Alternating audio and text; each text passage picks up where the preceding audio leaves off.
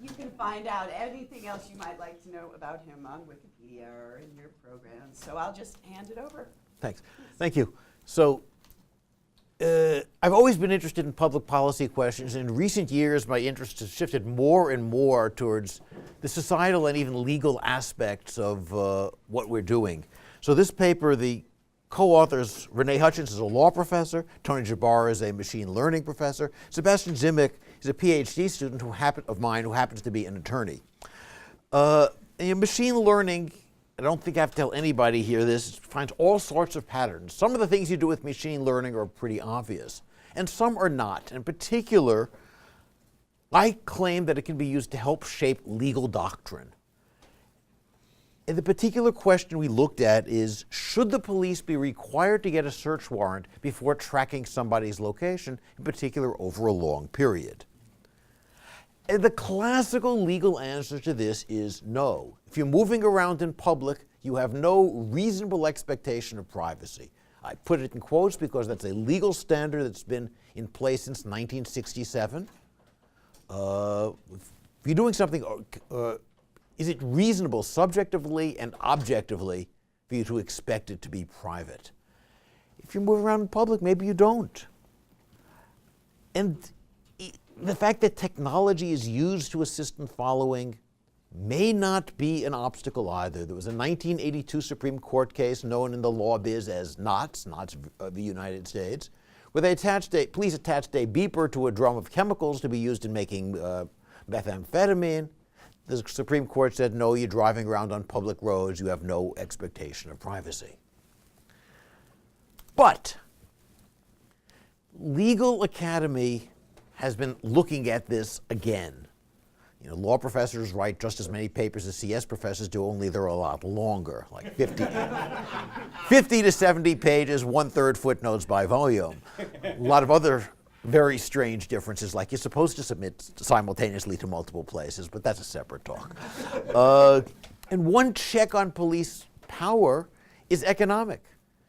They can't afford to follow somebody 24/7 for an extended period of time unless it's a really, really important case.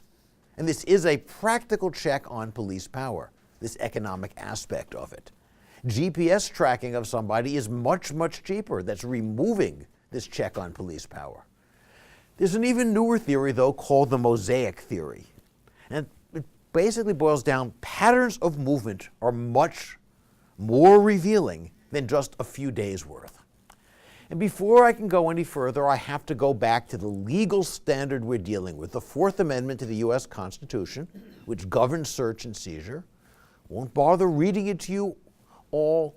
Popular theory is that the police need a warrant to conduct a search. That's not, in fact, what the Fourth Amendment says. It says that it bars searches that are unreasonable. If you have a warrant, proper warrant, it's reasonable. If you don't have a warrant, it's unreasonable. It might be unreasonable. So the question that we have to consider is extended period of location tracking reasonable or unreasonable? That is the standard. So Mosaic theory holds that a long enough period of location tracking is very, very revealing. You learn more from an extended period of tracking than just the directly observed points. Never mind even the economic aspects of it. But this amount that you learn that is not directly observed is the total pattern of movements that's so revealing. On the other hand, the classical legal scholars and the practitioners, that's to say district attorneys and police departments, raised a very, very valid objection. How do you draw the line? When is enough enough? How much tracking do you reach the Mosaic theory? When you can start learning too much?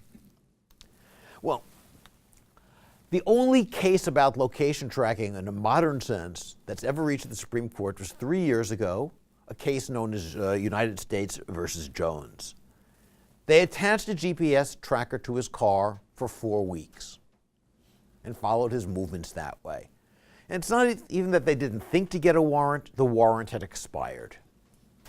So you can call it a technicality, but Fourth Amendment doctrine is full of technicalities. Believe me, I've been studying a lot about Fourth Amendment law in recent years. A lot of my legal policy work has been on technology meets the Fourth Amendment. I'm working on a new paper right now. The Supreme Court unanimously overturned the conviction, but they didn't look at the Mosaic theory. They said it was a unanimous vote, classical Fourth Amendment doctrine, physical intrusion on his car to attach the tracker. Well, that's not going to last very much longer because most of us are carrying tracking devices with us. We call them phones. Law enforcement can call them trackers. We've bugged ourselves. The interesting thing about the Jones case was not so much the 9-0 ruling on classical grounds, but what some of the justices said in their concurrences. So Justice Sotomayor, in a concurrence, held that the Fourth Amendment is really protecting the information rather than just physical objects. It says papers. It's not the physical piece of paper that the Fourth Amendment is protecting. It's protecting the information that's on that paper. And she pointed out at some length just how revelatory certain locations, pieces of location, could be. The kinds of things that you might actually learn about somebody just from where they go. And this was the sole one, but she wrote this concurrence by herself, but she actually came very close to using the words Mosaic theory in the concurrence. Equally important, though, was Justice Alito's concurrence, and he was joined by 3 other justices. He said that maybe 3 days is okay, as in the Knotts case, but 28 days is surely too much. He didn't want to draw the line, but just said 28 days is surely too much. And he was joined by 3 other justices.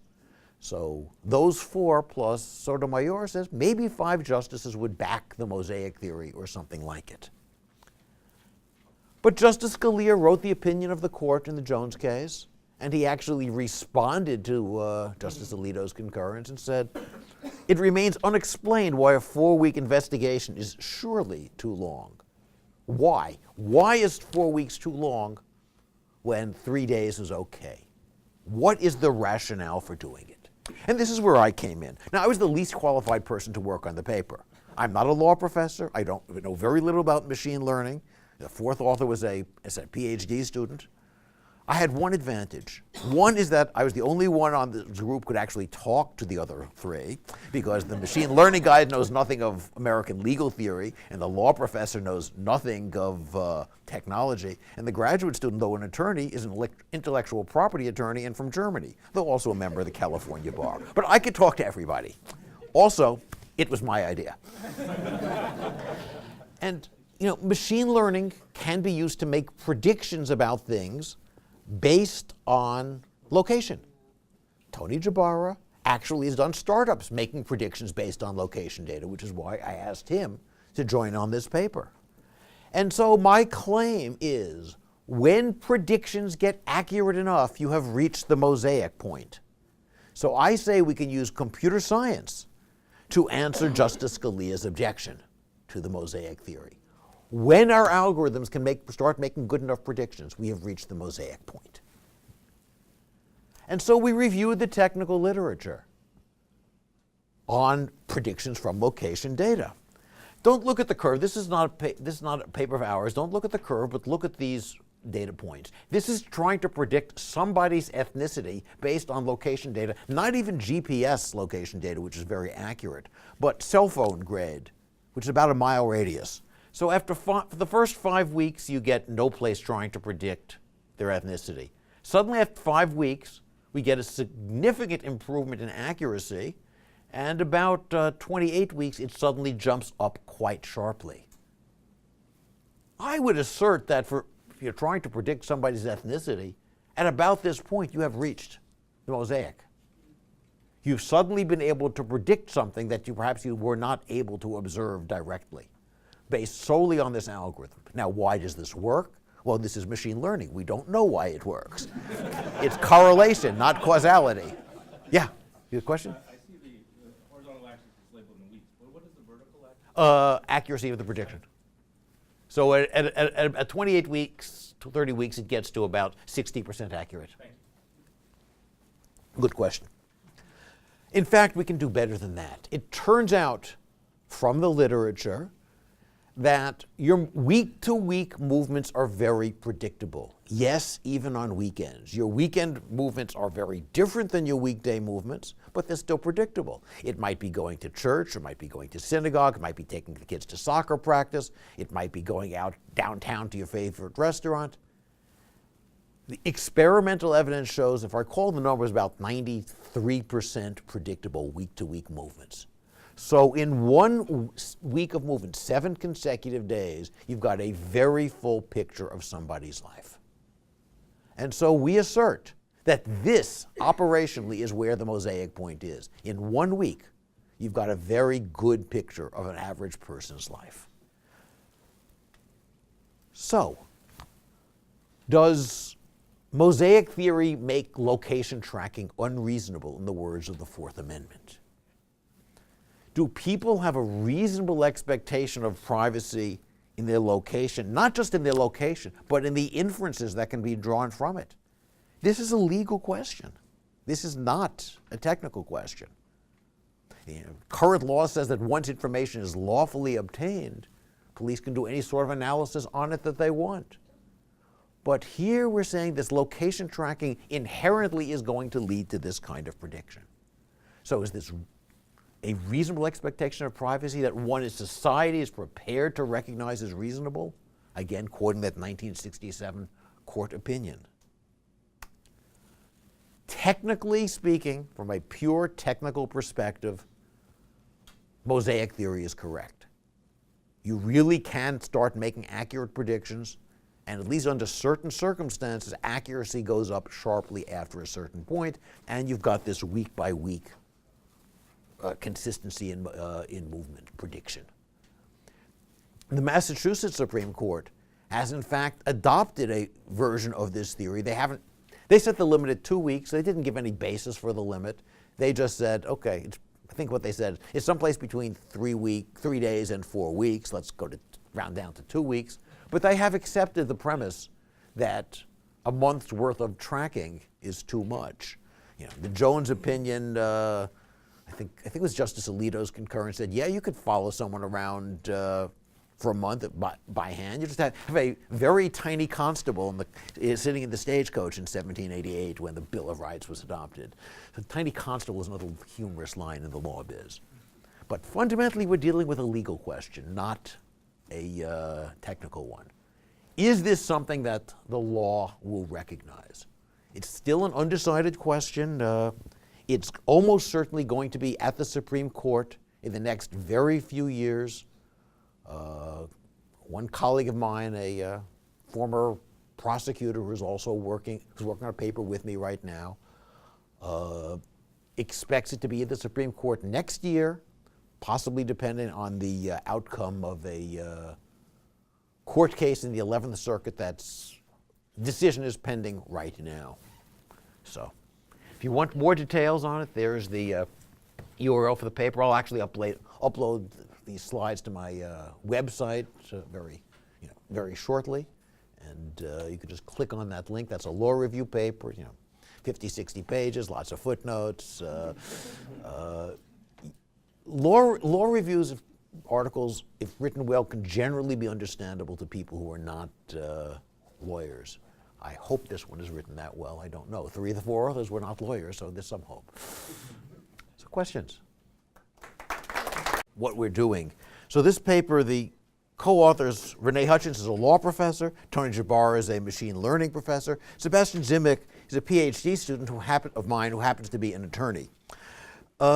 In machine learning, I don't think I have to tell anybody here this, finds all sorts of patterns. Some of the things you do with machine learning are, the classical legal answer to this is no. If you're moving around in public, you have no reasonable expectation of privacy. I put it in quotes because that's a legal standard that's been in place since 1967. If you're doing something, is it reasonable subjectively and objectively?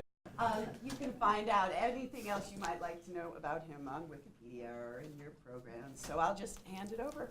Thanks. Thank you. So I've always been interested in public policy questions, and in recent years my interest has shifted more and more towards the societal and even legal aspects of pretty obvious. And some are not. In particular, I claim that it can be used to help shape legal doctrine.